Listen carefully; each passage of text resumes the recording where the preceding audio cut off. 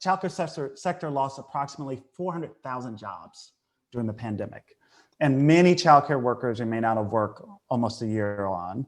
That doesn't include the pre-existing issue of childcare deserts in way too many low-income communities and communities of color that existed before the pandemic. And I do have to go backwards for a minute, Erica, before I go forward about the policies, because historical context is really, really, really, really, really important here. It's important for understanding the working conditions, the systemic exclusion from economic opportunity that especially Black and Latinx early educators and providers experience today. You got to start with the institution of slavery that forced Black women to care for white children.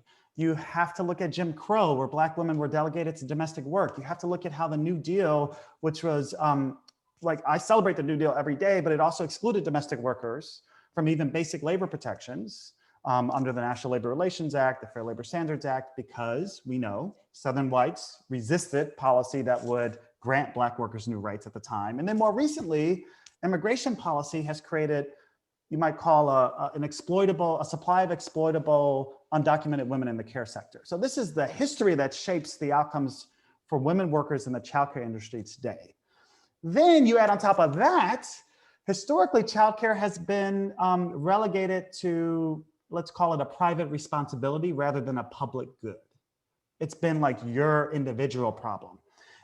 Then on top of that, you have a childcare sector that's historically been split among a number of lines. So private in-home versus center-based care, formal versus informal care, and uncompensated caregivers.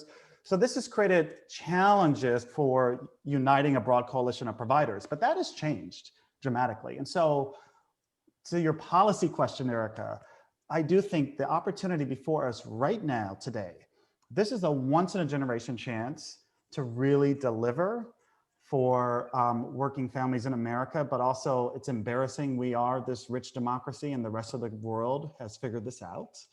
This is a once in a generation chance to deliver the core investments in a care economy going forward.